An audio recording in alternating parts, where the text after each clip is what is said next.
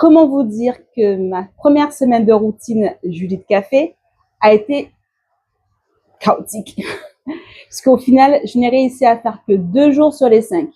Bon, je suis pas là pour m'auto-flageller, mais plutôt pour décortiquer un petit peu ce qui s'est pas bien passé et trouver des solutions pour pouvoir améliorer cette routine et faire en sorte que je puisse atteindre mes objectifs. Allez, je vous dis à tout de suite.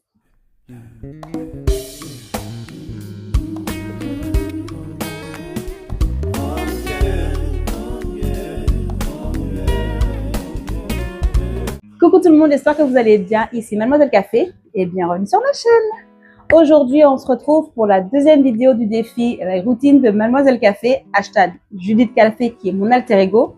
Si vous ne savez pas qui est Judith Café, je vous mets la vidéo juste ici pour vous expliquer plus en détail. Donc, comme je vous l'ai dit en introduction, voilà, la première semaine ne s'est pas passée comme prévu. L'idée, c'est de décortiquer un petit peu ce qui s'est passé. Coucou Smokey, bonjour ma bichette. Donc, l'idée, c'est de se décortiquer un petit peu ce qui s'est passé. Dans les grandes lignes, les routines de Judith Café ont pour but de m'apaiser le matin, d'hériter d'être en speed, de courir partout parce que j'aurais pas passé une bonne nuit et parce que je me serais réveillée trop tard. L'idée sous-jacente, c'est de pouvoir être à l'heure au travail et d'arriver de façon plus sereine. Au niveau de la structure, c'était tout simple, hein? Je réveille 6 heures dans une dynamique douce, posée, avec un rythme efficace mais cohérent. Un peu d'affirmation, le temps de prendre soin de moi, de prendre mon petit déjeuner assise et de façon posée et structurée. Donc, qu'est-ce qui s'est passé? Ben, canicule. Ceux qui vivent en métropole, vous savez que ça a été une semaine horrible. Je ne m'attendais pas à souffrir autant de la chaleur.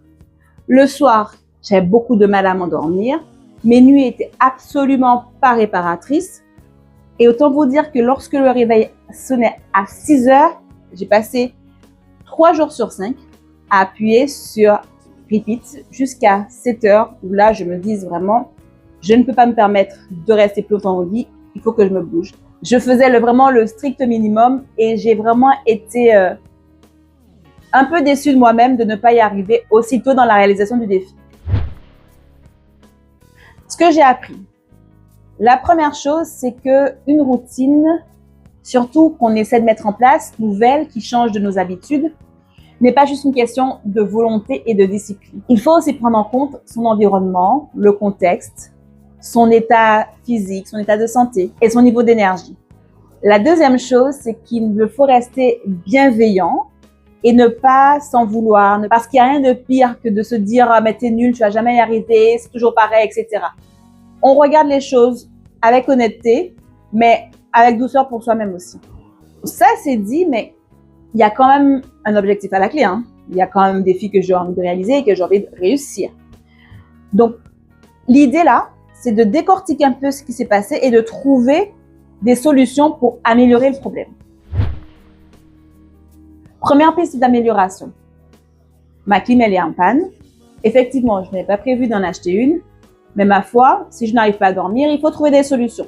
Donc, je me suis acheté une clim portative qui est juste là et qui remplace mon petit éventail qui est ici. Et je peux vous dire qu'elle marche, mais du tonnerre de Dieu. Deuxième piste d'amélioration, c'est de prévoir un plan B. Une petite routine plus rapide qui permette d'enchaîner les mêmes événements, mais sur un temps plus court.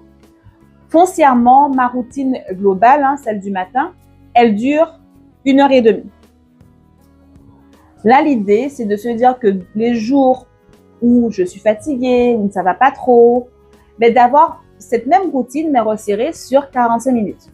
Pourquoi 45 minutes? 45 minutes, c'est le temps minimum, j'en ai déjà parlé dans la précédente vidéo, qu'il me faut pour me préparer. Donc, l'idée, c'est de réorganiser les choses en 45 minutes, tout simplement. Troisième point, c'est d'anticiper le soir pour éviter de me mettre dans une situation où je rate la routine du matin. Ce qui peut être compliqué, c'est que pour moi, pour l'instant, la routine qui me semble la plus facile à mettre en place, c'est la routine du matin parce que j'ai un objectif qui est d'arriver à l'heure au travail. Là où la routine du soir, c'est plus une routine pour moi. Donc, Le soir, voilà, il faut que j'arrive à anticiper et vraiment comprendre que mes routines, matin, soir et week-end, soient un ensemble et que si je déraille le soir, ben, potentiellement, je peux dérailler le matin aussi. J'espère que vous m'avez suivi. Enfin, dernier point, c'est de se rappeler pourquoi on fait les choses. Mon objectif, c'est de devenir Judith Café.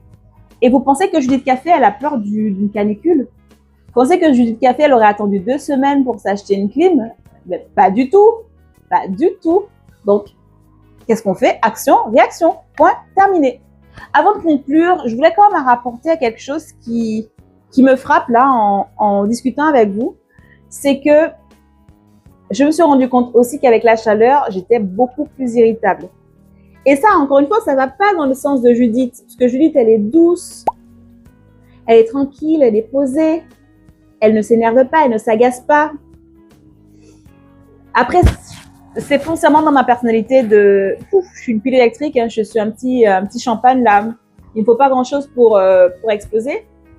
Mais voilà, je me rends compte vraiment qu'il y a un peu de travail et que j'avancerai doucement, doucement et que je finirai par arriver si je reste focus sur... Bon, pour conclure, je dirais que cette première semaine ne s'est pas passée exactement comme je l'aurais voulu. Néanmoins, elle m'a quand même permis de prendre conscience de certaines choses et de réajuster ma routine, de me l'approprier un peu plus et de prendre conscience, et ça valable pour toutes les sortes de défis, qu'un échec, quel qu'il soit, c'est pas définitif. Qu'il y a toujours une leçon à tirer. Voilà, c'est tout pour moi. J'espère que cette vidéo vous aura plu. Alors, dites-moi en commentaire si vous avez... Je sais pas si vous avez décidé de participer au défi avec moi, si vous en avez d'autres, si vous avez des difficultés et si la méthode que je vous ai proposée vous a aidé à réfléchir un petit peu autrement. Je vous fais plein de gros bisous et je vous dis à très vite pour une prochaine vidéo. Bye bye!